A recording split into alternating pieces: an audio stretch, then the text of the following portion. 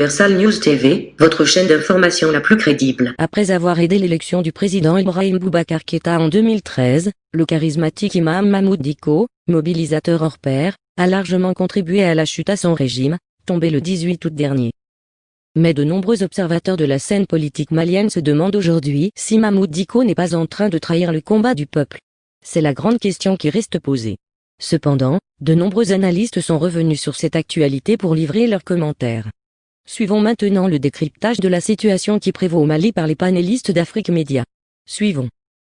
Patient parfum d'homme, direction le Mali, l'imam Mahmoud Dicko est pratiquement aujourd'hui quelqu'un qui est vu d'un mauvais œil, alors que c'est lui qui avait servi, ou tout au moins avait pris les devants pour le renversement d'IBK, un renversement populaire, en conduisant, en prenant la tête des files des manifestants regroupés dans le M5. Aujourd'hui, l'imam Dicko, Mahmoud Dicko, est considéré comme quelqu'un qui a trahi la révolution ou la voix du peuple. La situation au Mali, c'est normal. Nous passons, c'est une période de latence entre l'ancien régime qui a été renversé et la mise en place du nouveau régime, avec les difficultés que vous connaissez, dont les pressions de la CEDEAO. Je pense que dans ce brûlement-là, il y a beaucoup d'influences diverses qui essayent de travailler, n'est-ce pas, certaines personnalités clés de cette période-là. Et l'imam Dicko n'en fait pas exception. Maintenant... et la question se pose parce que c'est lui qui avait pris les devants, allié d'IBK d'hier, mais qui a contesté l'organisation des élections législatives surtout, et qui a mené pratiquement la tête de file de la révolution qui a conduit au renversement d'IBK avec la prise du pouvoir par l'armée. C'est-à-dire qu'on fait souvent semblant de ne pas voir les implications qu'il y a entre le monde politique et le monde religieux. Quand vous regardez très bien ce qui s'est passé pendant toutes ces périodes, il y a un travail de corps qui a été fait en direction de l'imam Dicko. Un travail de corps par des officines diverses. On peut valablement penser qu'à un moment donné, il a eu tendance à penser que son rôle de chef, d'abord il a dit, mon travail est fini, je vais rentrer maintenant dans ma mosquée, continuer mes prédications. Mais la question qu'on peut se poser fondamentalement en Afrique, c'est de savoir comment on peut penser que dans un État dit laïque, comme c'est le cas de Mali, on puisse avoir un religieux à la tête d'une coalition qui conteste un pouvoir, sans que des effets boomerangs ou bien des chemins qui ne sont pas, qui vont en droite ligne de ce qui a été, qu'on a vu dès le départ, puisse se produire. Eux, ce sont les hommes, entre guillemets, de Dieu.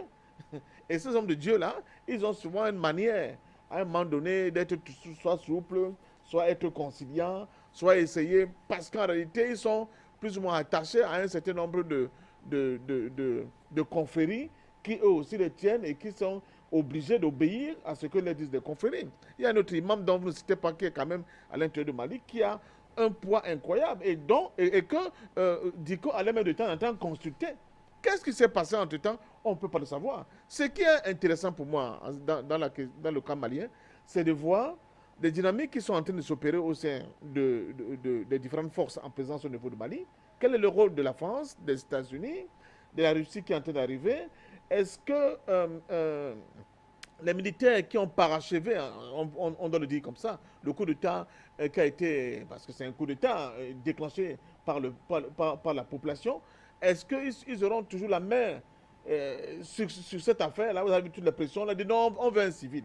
Ils ont bien joué, ils ont pris un civil, mais un ancien militaire qui était à la retraite. Ouais. On a dit il faut que l'actuel homme fort, le colonel, le nom m'échappe, que non, dans les accords, il a dit qu'il a la possibilité de remplacer l'actuel homme fort en cas de vacances. Non, il faut le buffer. Je crois que là, il a buffé, mais une chose est sûre, IBK est parti, et ce sont les militaires qui détiennent les manettes de cette affaire-là.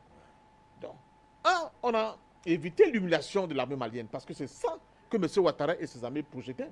Humilier l'armée malienne pour la rendre incapable plus tard à se construire des ressorts pour continuer à protéger l'intégrité territoriale de Mali. Et permettre enfin, maintenant, à la France, avec leurs supplétifs djihadistes qui sont au niveau de Kidal, d'opérer complètement la partition du Mali. Donc ça, je crois que nous allons progressivement vers l'échec de ce projet-là. Quel va être le rôle de Diko? Quel va être le rôle de l'actuel info, le colonel Assimi Goïta, oui, pour la suite des événements? Je crois que tout va se jouer là. Mais aussi des politiques au Mali, parce qu'il n'y a pas que Diko. Il y a par exemple d'autres forces politiques. Je peux citer, oh là là, le nom m'échappe, un homme politique de gauche qui a toujours été vraiment très fondeur même vis-à-vis de l'ancien régime. Je peux citer des gens comme Cheikh Omar Sissoko, qui ont aussi pris la parole sur le plan politique dans cet espace-là. Que va être le rôle des politiques?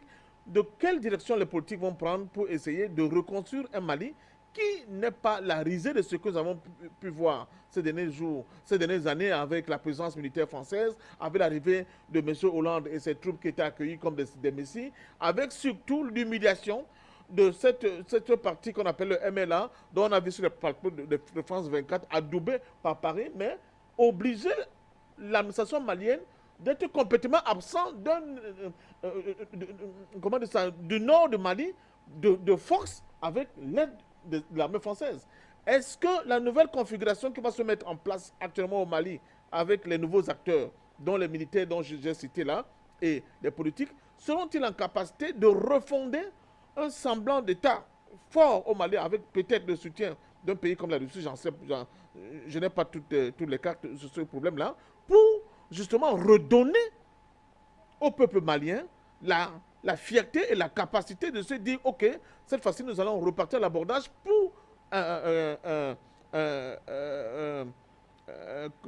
dire que l'intégrité territoriale de notre pays ne sera pas affectée. Mais je dis que nous sommes encore dans un jeu extrêmement dangereux. C'est pour cela que le rôle de la Côte d'Ivoire, de M. Ouattara dans le conflit malien, et le rôle de certains pays de la CEDEAO, et là je suis au regret de le constater, donc par exemple le Nigeria, est tellement néfaste parce qu'en réalité il contribue à affaiblir des forces plus ou moins progressistes au sein du Mali qui auraient encore pu être comme des forces tampons pour ne pas permettre que vraiment l'affaiblissement continu, n'est-ce pas, de l'État du Mali puisse se poursuivre comme on l'a vu ces derniers mois.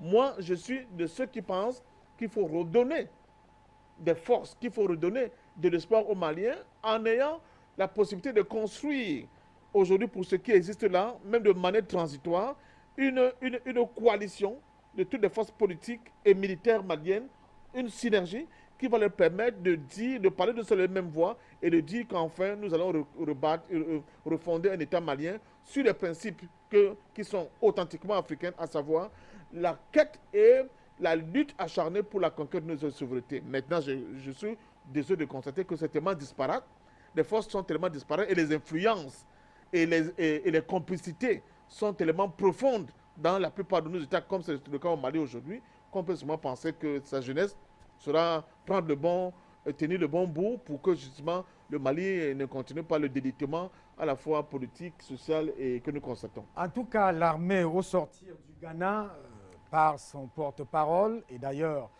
par l'homme fort qui est en place, Assimi Goïta, voilà, a exprimé sa ferme volonté de suivre la voie du peuple, c'est-à-dire de faire en sorte que le peuple soit restitué dans ce qu'il avait, en fait, parce que l'armée dit agir en lieu et place du peuple, et que ce sera un rassemblement et une écoute, un rassemblement de tous les Maliens dans toutes les considérations possibles. C'était ça la voie. Bon, ils ont joué dans le choix d'un civil et d'un militaire. Alors, Luc Michel, qu'est-ce qui se joue au Mali avec cette porte qui semble s'ouvrir d'un autre côté par l'imam Mahmoud Dicko, dont on sait qu'il a été porté comme l'homme du peuple, mais aujourd'hui, pratiquement, des indicateurs sont sérieux le concernant, qu'il serait en train de vouloir trahir le peuple. Luc Michel. Il ne faut pas suivre le Mali en prenant en compte les sources des médias occidentaux. Ce que vous êtes en train de faire comme un débat ici, c'est essentiellement l'agenda, la thématique occidentale. Depuis le premier jour au Mali, il y a un bras de fer qui n'est pas entre les civils et les militaires, qui est entre les éléments panafricanistes et nationalistes, notamment le mouvement des patriotes d'Aminata Fofana, et les éléments de la France-Afrique. Au milieu de tout ça, l'imam Dicko, pour commencer, on l'a vendu, mais c'est l'Occident qui dit ça, comme un chef religieux. C'est un chef de parti. Son parti s'appelle la CEMAS. C'est un des trois partis qui a créé le M5 qui appelait à la constitution du Rassemblement des forces populaires. Et c'est quelqu'un qui vit de la politique depuis des années, notamment en menant de lucratives missions d'arbitrage pour le compte du précédent gouvernement. Ça a été un allié d'Ibeka, puis ça a été un adversaire d'Ibeka. Il a au moins trahi à 2 reprises la révolution malienne. Lors de la première visite de la CEDEAO, celle où Ouattara a fait partie, il avait proposé ce que demandait la CEDEAO, que le M5 rejoigne le gouvernement d'union nationale derrière Ibeka. Et lorsqu'on a choisi le Premier ministre, le poste du Premier ministre de la transition devait revenir à un représentant du M5. On avait proposé 14 candidatures et sans consulter personne, en catimini, il a rajouté 3 candidats de la France-Afrique n'appartenant pas au M5 dans cette liste, dont Mokhtar Ouane. Mokhtar Ouane qui sait, lorsqu'il était représentant du Mali au Conseil de sécurité à titre de membre non permanent des Nations Unies, il était connu pour voter systématiquement avec la France. C'est un agent de la France-Afrique et c'est un corrompu de l'ancien régime. Dans l'Observatoire général du Mali, qui est le rapport sur la gestion des ministères, dans le rapport de 2010, allez voir, moi je l'ai reçu, allez voir entre les pages 90 et 100, vous verrez qu'il est accusé d'avoir détourné pour plus de 100 milliards de francs CFA dans la gestion de son ministère. Ce qui se passe donc actuellement, c'est que la révolution malienne, elle est trahie et elle est étouffée, comme ça s'est passé d'ailleurs au Burkina Faso il y a quelques années. Mais ce qui devrait nous inquiéter, ce n'est pas la trahison de l'imam Dicko, etc., c'est l'arrivée des Américains. Les Américains arrivent au Mali pour prendre le contrôle du pays et empêcher les Russes de s'y installer. On va recevoir dans quelques jours au Mali l'ambassadeur Peter Pham, c'est l'ambassadeur spécial de Donald Trump au Sahel. Il a tous les pouvoirs. Notre ami congolais doit le connaître. Auparavant, c'était l'ambassadeur spécial d'Obama puis de Trump depuis 2010 dans la région des Grands Lacs. En 2012, il avait dans le New York Times proposé un plan de démembrement en 4 petits États de la République démocratique du Congo. C'est ça Peter Pham. C'est l'ancien vice-président de l'Atlantic Council. L'Atlantic Council, c'est une pieuvre au sein de la politique américaine en Afrique. Ce sont les gens qui trustent les milices de la défense, les conseillers à la sécurité nationale, les envoyés spéciaux. Depuis Bush 2, Obama-Trump, c'est eux qui dirigent tout. Tibor Nagy, par exemple, c'est un dirigeant de l'Atlantic Council. L'ambassadeur Donald Booth, qui a fait la sécession du Sud-Soudan sous Obama, puis qui a renversé sous Trump Omar el-Béchir, c'est un dirigeant de l'Atlantic Council. Il y a Peter Pham, il y en a d'autres. Peter Pham, il arrive, on se rappelle que Tibor Nagy avait mené il y a quelques mois une tournée en Afrique qu'il avait conduit en Centrafrique notamment. Il s'agissait de contrer la présence russe. Il vient faire la même chose au Mali. Son but, c'est de remettre les militaires à l'ordre et d'empêcher. Vous savez que le grand slogan du peuple malien, c'était France dégage. Il n'en est plus question. Le CNSP, instigé par Mokhtar Ouane, instigé par la CEDEAO, il dit Barkhane va continuer, Takuba va continuer. C'est pas ça que veulent les Maliens, pas du tout. Et si la CEDEAO maintient, il y a actuellement un plan géopolitique, c'est que les Américains sont en train, avec l'aide notamment du Nigeria, de s'emparer de tous les leviers de contrôle de la CEDEAO.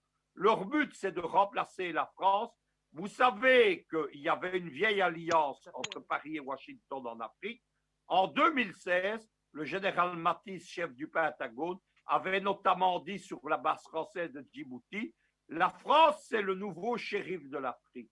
Mais Trump, aujourd'hui, n'est plus d'accord avec ça. La France, elle a perdu la guerre du Sahel. Elle est pour les Américains inefficace. Ils veulent prendre les choses en main directement, comme ils sont en train de le faire dans la région des Grands Lacs avec l'aide du Rwanda et de Félix Tshisekedi. Et ils veulent aussi, au milieu de tout ça, dans la guerre de Libye, les États-Unis se sont alliés à l'ennemi de Macron, qui est Erdogan. Il y a un axe Washington-Ankara qui est en train de se déployer en Afrique. Vous avez vu que le ministre des Affaires étrangères turc, Davutoglu, a déjà visité il y a quelques jours le Mali précisément et le Niger. Il s'agit d'y implanter militairement la Turquie. C'est la trahison complète de la révolution malienne. Et si les sanctions sont maintenues par la CEDEAO, c'est parce que la diplomatie américaine, notamment via le Nigeria, c'est pas le principal ennemi de la révolution malienne, c'est pas Ouattara, c'est le Nigeria. Le Nigeria maintient les sanctions. Il s'agit d'aligner les militaires. C'est ce que vient achever M. Peter Trump. On est loin des manœuvres politiques de Liman Dicko. On est loin de l'imposture de cet homme qui n'est pas un religieux mais un politique corrompu. Ce qui est grave, c'est l'impérialisme américain qui est à l'œuvre à la recolonisation de l'Afrique. Notamment, c'est le grand projet qui avait été lancé sous Obama avec l'Africom. L'Africom, c'est la recolonisation de l'Afrique. Le but, il est très simple, c'est d'éjecter les Chinois et les Russes et que l'Afrique reste un butin des Occidentaux, notamment dans la perspective qui prépare d'une future guerre mondiale. Ça se joue de manière géopolitique avec ce positionnement pratiquement des États-Unis dans la perspective aussi de la Russie qui avait déjà mis ses pieds là-bas. Alors, moi, Zulu, comment vous regardez cette affaire? L'imam Mahmoud Dicko qui retourne la veste directement après avoir conduit une révolution, est-ce que c'est pas la même chose qu'on disait tout à l'heure de ces Africains qui à un moment donné tendent à vouloir défendre la souveraineté africaine mais qui la vendent directement? Quelle lecture faites-vous au-delà de ce positionnement américain?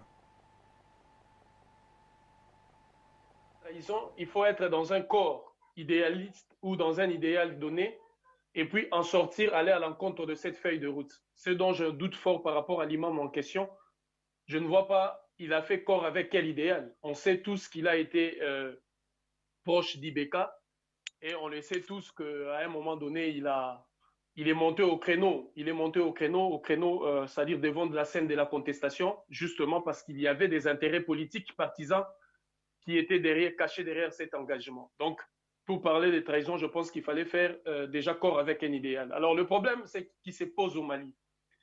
Alors que les yeux de l'Afrique, du monde n'étaient pas encore rivés au Mali, nous étions à Bamako, nous étions au Mali en train de travailler avec nos camarades, nos frères et sœurs inscrits dans cette dynamique de notre génération qui avions décidé de faire du panafricanisme comme pensée politique et économique qui nous aurait permis justement de faire face à cet Occident prévaricateur et qui continue avec ses politiques impérialistes.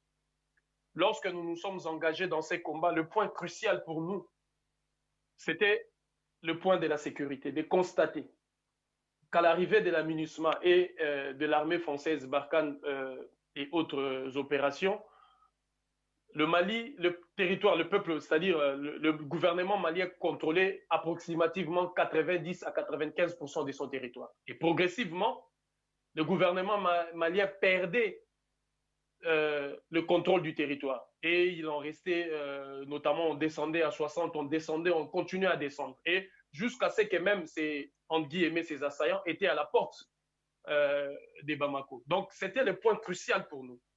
C'était de redonner au pays de Babemba Traoré toute sa dimension. De pouvoir faire de ces pays une capitale panafricaine, de la lutte contre la pénétration de l'armée coloniale française en Afrique. Le premier coup d'État contre ce mouvement a été justement porté par ces hommes politiques, notamment parmi lesquels je vois l'imam cité tout à l'heure. Ces coups d'État consistaient notamment à ce que Luc Michel précisait plus haut, c'est ce combat qui se passe notamment entre ceux qui ont choisi la voie de se courber face à la France-Afrique et ces panafricanistes qui ont choisi la voie de continuer le combat mené, Babemba Traoré, j'ai cité, mais aussi continué par le président Modibo Keïta, parce que c'est de ça qu'il s'agit. Il s'agit de la ligne du président Modibo Keïta et de la ligne de la France coloniale qui continue de s'affronter. Et les premiers coups d'État, c'est justement cette minorité de cette élite politique malienne qui, comme toute l'élite politique africaine de 6 décennies passées, ont démontré justement leur incapacité totale à être des hommes et à porter un sens de dignité, notamment en refusant catégoriquement de voir la vérité en face et de choisir la voie de la libération véritable de notre mère patrie, l'Afrique. Et c'est ça qui ensuite, le deuxième point du coup d'État, arrive notamment lorsque le mouvement de contestation prenne l'ampleur. L'on remarque, le premier coup d'État, c'est les 10 et les 12 juin, lorsque l'armée malienne avait choisi de tirer notamment sur la population. En tirant sur la population, ils ont installé une sorte de psychose et de peur qui faisait maintenant du corps militaire comme étant le véritable patron des enjeux. Et qui, à chaque fois que les militaires auront choisi de se présenter devant la scène dans ce sens-là, il y aura notamment la peur et le recul, si vous voulez, de la population. Et troisièmement, on en arrive maintenant à la léthargie, si j'ose dire, et une forme de naïveté ou d'imprudence de nos camarades panafricains qui ont laissé les temps, au lieu de prendre le devant sur la construction de cette force politique qui nous aurait permis de peser dans les négociations pour permettre justement à l'agenda panafricain de prendre le dessus sur l'agenda france-africain. C'est ce qui arrivera en troisième position. Au lieu d'agir, d'être pragmatique, ils ont laissé et ils ont croisé les bras. La décision politique prise par la CNSP, c'est cette décision qui avait demandé aux Maliens de retourner d'évacuer à leurs occupations et que tout était fait et tout était joué. Et c'est justement ça qui a fait en sorte que lorsque les décisions politiques vont arriver, des partages de pouvoir, des données, des postes, les amis panafricains ne vont pas se retrouver. Et la ligne qui devait être portée va être étouffée. C'est la ligne maintenant France-africaine que l'on voit prendre le dessus avec la mise en place d'un gouvernement qui répond notamment aux exigences en partant d'abord des États-Unis d'Amérique qui criaient parce que c'est eux les premiers qui sont montés au créneau en disant que ceux qui sont dans la rue ne doivent pas prendre le pouvoir. Et aussi quelque part des militaires. Mais on voit les militaires prendre le dessus à quelques heures, à 4 heures, à 5 heures du départ des IBK. La CNSP, ça nous rappelle aussi la CNSP autrefois avec l'arrivée de Robert Gueye au pouvoir en Côte d'Ivoire. Est-ce que c'est une similitude ou c'est juste un hasard qui nous permet justement à ces deux mouvements de prendre le même nom? Mais moi, dans ma lecture de choses, je vois que les mêmes laboratoires qui, d'ailleurs, parce que ça ne change pas, hein, ce sont les mêmes recettes qui sont préparées d'ici, ce sont les mêmes recettes qui, quelques années plus tard, on ramènera quelque part parce qu'on connaît la naïveté ou peut-être l'incapacité de nos mémoires collectives de pouvoir retenir longtemps une dynamique politique qui nous permettra de faire la différence entre les politiques qui ont été appliquées, qui ont été contre nous, et les politiques parfois que nous voulons nous-mêmes, qui peuvent nous favoriser d'aller de l'avant. Donc, voilà ce qui, pour moi, constitue la lecture, notamment de ce qui se passe au Mali, et c'est pourquoi je m'inscris toujours dans cette logique de demander à nos camarades et à nos frères panafricains, dans ce travail immense que nous sommes en train d'abattre, de continuer ces combats parce que la crise malienne ne se résolvera que par un aspect politique. Et cet aspect politique, c'est prédéfini par la position que nous avions tous, celle de porter le panafricanisme politique, le panafricanisme économique, le panafricanisme sécuritaire comme leitmotiv de ces combats que nous menons pour la libération totale de notre mère patrie, l'Afrique. Merci à vous, Mazoulou. On va revenir à vous trois tout à l'heure. Peut-être qu'un tour au standard pour voir ce qui se passe de l'autre côté. A-t-on des appelants de ce côté-là?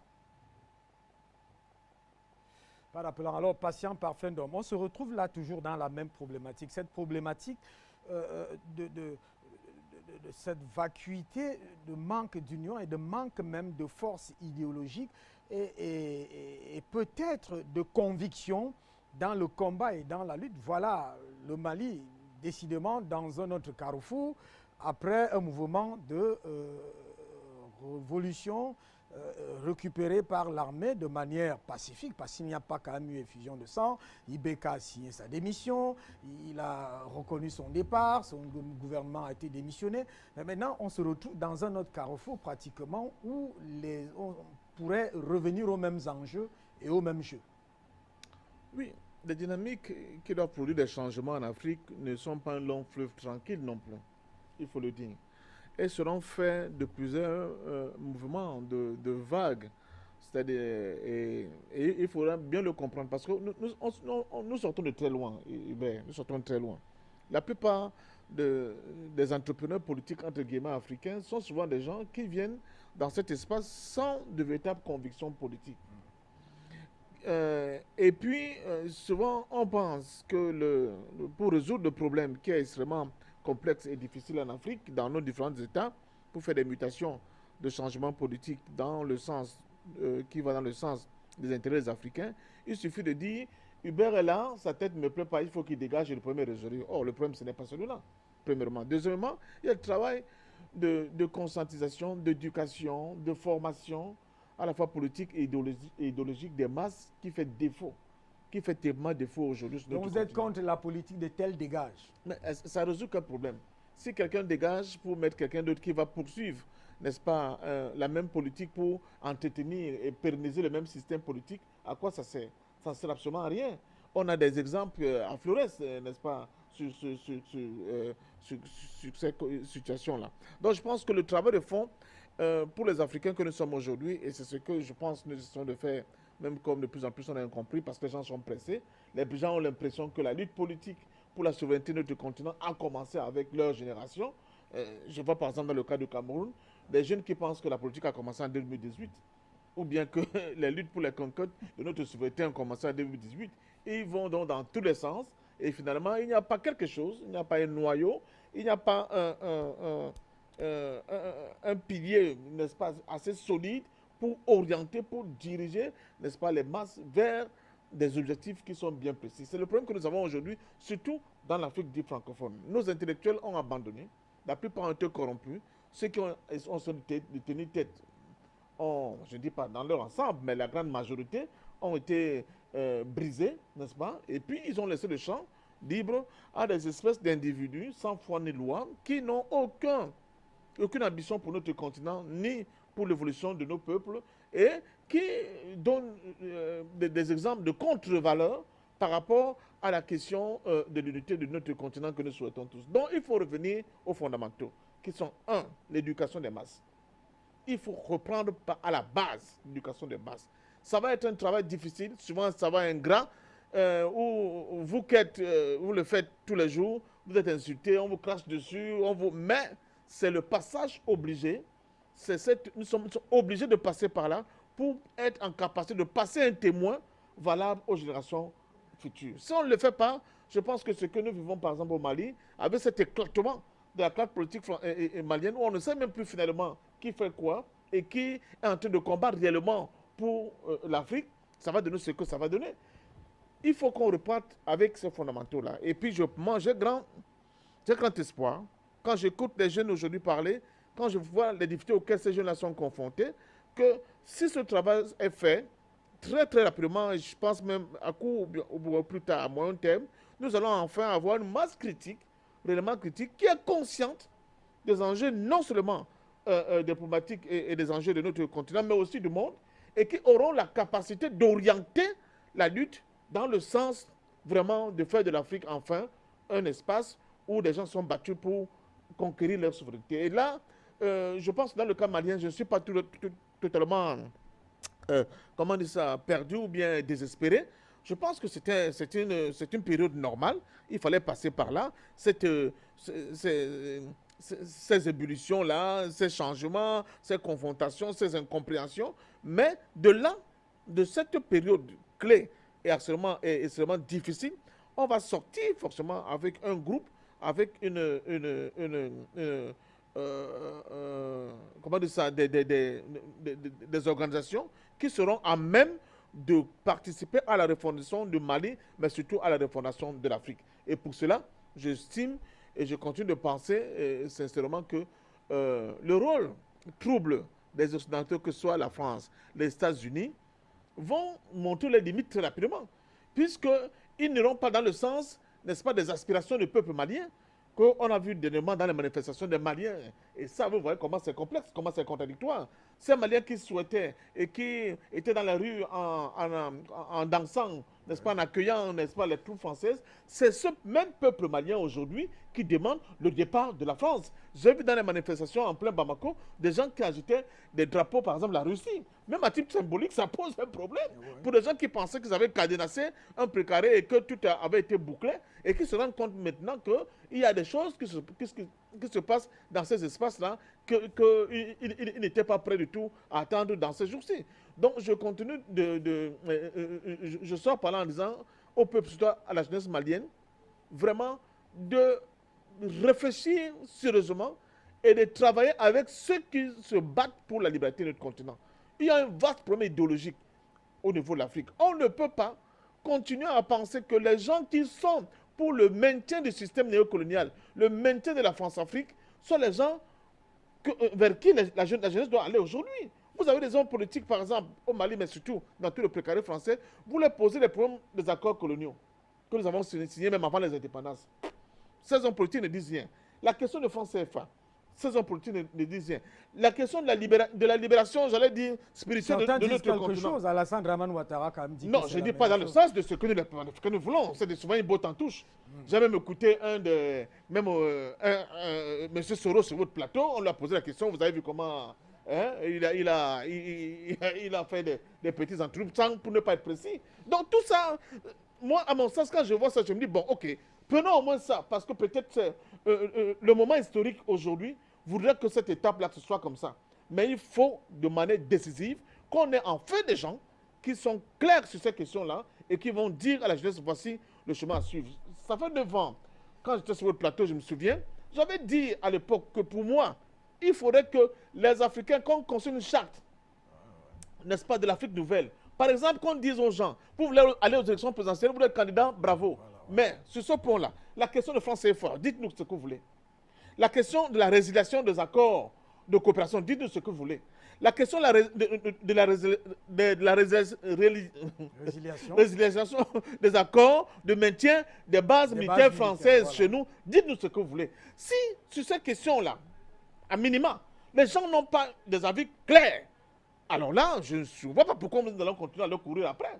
Il faut résilier tous ces contrats, il faut le dire ouvertement, il faut qu'on ait des hommes politiques qui sont capables de le dire sans pouvoir continuer de jongler, n'est-ce pas, de nous faire la danse mafia, un pas en avant, deux pas en arrière. Il faut qu'ils aient le courage d'affronter ces problématiques, parce que ce sont ces problématiques-là qui minent de notre continent et qui feront que justement, nous ne pourrons jamais, et à grand jamais, aller de l'avant, conquérir notre souveraineté tant que nous avons encore des acteurs politiques, des entrepreneurs politiques qui viennent avec un double langage, un clair-obscur incroyable. Sur un coup, il te dit une chose, le lendemain, il te dit le contraire, on ne sait pas où on va, et on embarque la jeunesse dans ces voies-là qui sont des voies sans issue, n'est-ce pas, qui sont, n'est-ce pas, des voies qui vont nous conduire dans des culs de sac impossibles, parce que sur le plan idéologique, sur le plan politique, ces gens-là, en réalité, ils sont de l'autre camp, mais ils ont seulement fait comme le loup qui s'habille en manteau d'agneau pour venir vraiment bien créer les dégâts au sein de la bergerie. Alors, l'un et l'autre, 1 minute et demie, moi Zoulou, que dites-vous, patient parfum d'homme, pointe dangereusement, je pourrais dire même lourdement du doigt, cela a été fait, il a rappelé une charte que nous avons proposée il y a pratiquement 9 ans, pointe lourdement du doigt ce qu'on peut appeler les traîtres. Les gens qui jouent le jeu de la duplicité. Comment s'en débarrasser? Parce que voilà pratiquement le cas du Mali. J'épouse parfaitement les propositions du compatriote Parfendong du fait que déjà sur son premier point, d'où il évoque cette question de pouvoir personnaliser le combat, tel dégage pour que tel prenne le pouvoir. Je pense que de mon enfance ou de mon adolescence, nous avons souffert de cela, d'où on nous avait inculqué la notion que chasser Mobutu au pouvoir serait justement, si vous voulez, le décollage du Congo ou de la République du Zaïre. Et après tant d'années, nous nous sommes rendus compte que c'était une folie politique qui n'avait pas d'issue, de pouvoir personnifier notamment le combat autour d'un individu et oublier notamment les fondamentaux de ce qu'il en est de la lutte véritable d'un système que nous combattons d'oppression qui depuis des décennies empêche justement notre mère patrie l'Afrique de s'élever. Et sur la question de la charte, j'irais plus dans le sens, au lieu que ça soit une charte, parce qu'ils peuvent signer cette charte-là et ne pas la respecter, mais que ça soit vraiment, si j'ose dire, un document des critériums imposant, réduisant, en fait, parce que quand on fait des critériums des sélections des présidents de la République, on parle d'argent, on parle des diplômes peut-être, on parle d'âge, de ceci. Il faut intégrer dans ces critériums-là, de réduire déjà les champs d'action, que ne peuvent concourir à l'élection présidentielle que ceux qui sont fondamentalement déterminés sur la question des bases militaires, c'est-à-dire la fermeture de ces bases et les départs des armées étrangères, de ceux qui veulent la sortie du franc CFA, des influences monétaires et économiques, des accords économiques inutiles. Donc on réduit notamment dans ce qui nous permettra à nous autres, dans ce travail qu'il évoque, de l'éducation de la masse, de ne former que la masse autour de ces questions, pour former une nouvelle élite politique africaine, dont la pensée sera déjà fondée sur ces notions de souveraineté. Ce qui, d'ailleurs, quand les écoles européennes et occidentales ont formé les élites africaines, et les ont formées sur certaines a priori. Vous voyez par exemple la question de l'OADA, l'organisme d'harmonisation des droits des affaires en Afrique. Vous voyez qu'aujourd'hui, nos étudiants sont formés sur ces bases-là. Au lendemain de la sortie de leurs écoles ou de leurs universités, ils sont prédisposés justement à pouvoir permettre l'essor des intérêts économiques français et européens, parce qu'ils sont formés dans ce sens. Je me rappelle, lorsque j'étais à Bamako, il y a un professeur d'université qui m'a donné l'auditoire, mais qui m'a dit après que c'est très difficile parce que moi, je reçois l'argent de l'OADA. Donc, on voit aisément que cette question, dans ce sens-là, je marche concrètement. Et en ce qui concerne les traîtres, pour en finir dans ça, le président Ahmed Sékou Touré le disait, les sentiments de la dignité, ce n'est pas propre aux Européens ou quoi que ce soit. À chaque fois que nous aurons remarqué, à notre niveau, au niveau des États, des traîtres dans ce sens, la première sentence qui est réservée à tous les traîtres, c'est connu de tous, c'est la décapitation vraie. Et cette décapitation, elle ira sur le plan politique, elle ira sur le plan social, c'est-à-dire on te décapite le droit d'être et même de se réunir avec nous ou avec d'autres. Et cela, des services, nos mouvements panafricains doivent travailler sur des services, je dirais, d'autoservice de défense et de contre-espionnage pour mettre à la lumière du monde ceux-là que nous considérons comme des traîtres. Parce qu'il faut qu'il y ait la sentence. Du moment où ces gens-là ne seront pas punis, nous continuerons à en avoir parmi nous parce qu'il y en aura toujours, mais il faut sanctionner. Donc voilà pour moi ce qui peut être le premier élément de pouvoir sanctionner dans ce sens pour permettre justement le sort de cette élite politique africaine et panafricaine qui doit conduire l'avenir de notre mère patrie, l'Afrique. Merci à vous, Moazolo, de nous avoir donné votre disponibilité au cours de cette édition. Alors, Luc Michel, en une minute, il ne faut pas être long. En une minute, qu'est-ce que vous dites les États-Unis, décidément, pour mettre à sac à nouveau cette tentative de révolution, de prise de souveraineté au niveau du Mali? Les choses ne sont pas finies. On a des camarades panafricanistes courageux. Le but de l'impérialisme, c'est de les étouffer, de les réduire au silence. Ils ont besoin que nous les aidions à ne pas être isolés, à ne pas être étouffés. Mais le problème général de l'Afrique, quel est-il? C'est que l'Afrique est engluée dans de faux débats qui suivent les thématiques et l'agenda occidental. La bonne gouvernance, toutes ces histoires comme ça, le fétichisme des constitutions, toutes ces choses pour États développés et pas pour des États en voie de développement qui doivent construire leur indépendance. Le panafricanisme doit être une révolution. Ce n'est pas un mouvement parlementaire, ce n'est pas un mouvement d'intellectuel qui fait des symposiums ou des débats. On nous a volé les indépendances des années 60. On a imposé la France-Afrique ou le Commonwealth. On nous a volé la construction des États avec des ajustements structurels dans les années 80-90. On nous a imposé l'agenda occidental. On a détruit l'Union africaine de Kadhafi parce que celle qui existe aujourd'hui, c'est son fantôme. Et maintenant, nous sommes 60 ans après les indépendances. On voit encore une lutte d'influence entre la France-Afrique, le Commonwealth et l'impérialisme américain pour le contrôle du Mali ou de la CEDEAO. Moi, j'ai l'impression, vous savez que j'ai une longue carrière derrière moi, je me suis éveillé à la politique dans les années 60, justement avec les indépendances africaines. Et j'ai l'impression parfois qu'on n'a pas évolué, que le monde, l'Afrique n'a pas évolué. L'Afrique, elle a besoin d'un mouvement révolutionnaire, elle a besoin de mener la bataille médiatique parce qu'elle est essentielle. Il faut combattre les médias mensonges, c'est ce que fait Afrique Média. Et l'Afrique, elle a besoin d'alliés. Vous savez que les mouvements africains, la décolonisation de l'Empire portugais, les combattants africains des années 60, la lutte contre l'apartheid, elle a été possible parce qu'il y avait des alliés. Les alliés à l'époque, c'était déjà Moscou, mais c'était l'Union soviétique, et c'était le mouvement des longs alignés, la Yougoslavie de Tito. Eh bien, aujourd'hui, le panafricanisme a besoin d'alliés. Ils sont à Moscou, à Pékin, à Téhéran. Ça peut ne pas plaire à certains, mais c'est indispensable. Les armes dont nous avons besoin, les moyens dont nous avons besoin, ils sont à l'est de l'Eurasie. C'est cela qu'il faut comprendre aujourd'hui.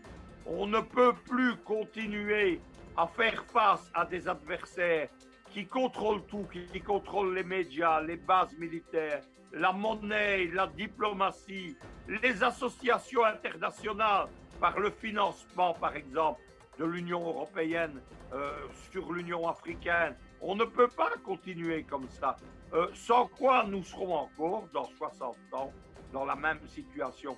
Vous savez, les géopoliticiens américains, ils sont d'un cynisme absolu. Le plus grand d'entre eux, il s'appelle George Friedman. C'est l'ancien patron de Stratford. Il a écrit un livre, The Next 100 Years, les 100 prochaines années. Il se résume par un slogan pour un nouveau 21e siècle américain. Et dans ce 21e siècle américain, nous sommes toujours à la conférence de Berlin. L'Afrique, c'est un butin, c'est un enjeu.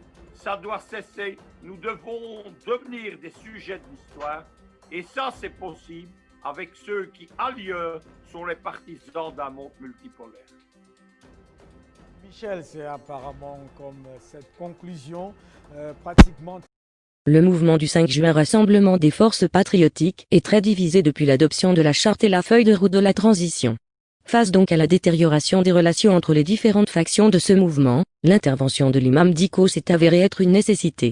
Ici, Christine Muriel, pour Universal News TV.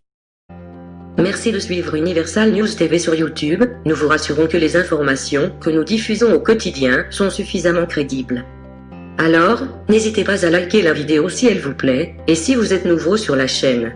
N'oubliez pas de vous abonner et d'activer la cloche de notification pour ne pas rater nos prochaines vidéos.